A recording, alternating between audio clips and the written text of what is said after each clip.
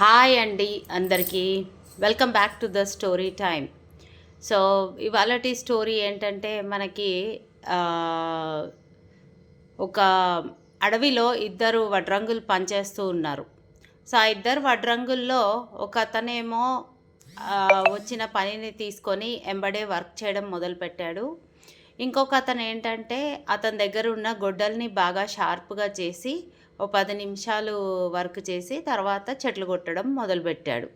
అలా ఇద్దరు పని చేసుకుంటూ ఉన్నారు. మొదటి అతను గ్యాప్ లేకుండా రెస్ట్ తీసుకోకుండా అట్లనే పని చేస్తూ ఉన్నాడు. ఆ రెండో అతనేమో ప్రతి గంటకు ఒక 10 నిమిషాలు పక్కన పెట్టుకొని దాంట్లో అతను మళ్ళీ గొడ్డల్ని షార్ప్ చేసుకొని మళ్ళీ మళ్ళీ పని చేసుకుంటూ ఉన్నారనమాట. At the end of the day అంటే ఇంకా ఆ రోజు కంప్లీట్ అయిన తర్వాత చూసుకుంటే హమ్మయ్య!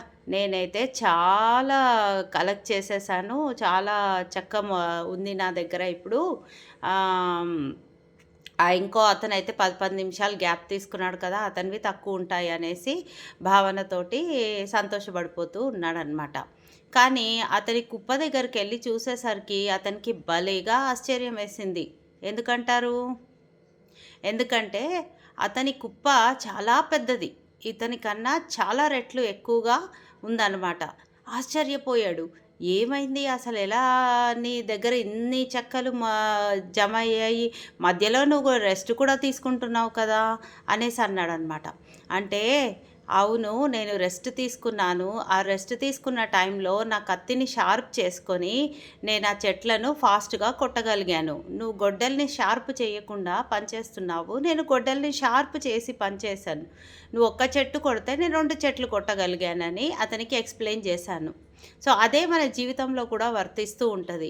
మనము గ్యాప్ తీసుకొని సెల్ఫ్ డెవలప్మెంట్ అనేది చేసుకోకపోతే, స్కిల్స్ అనేటివి నేర్చుకోకపోతే మన గ్రోత్ అనేది ఆగిపోతుందన్నమాట. సో గ్రోత్ జరగడానికి కంపల్సరీగా మనము రోజుకొక్క స్కిల్ అయినా నేర్చుకోవచ్చు. అది కుట్టడమే కానీ, పాడడమే కానీ, ఒక తయారీ కానీ, ఏదైనా సరే ఒక స్కిల్ అనేది కంపల్సరీగా మనం నేర్చుకోవాలి. Thank you so much and have a good day.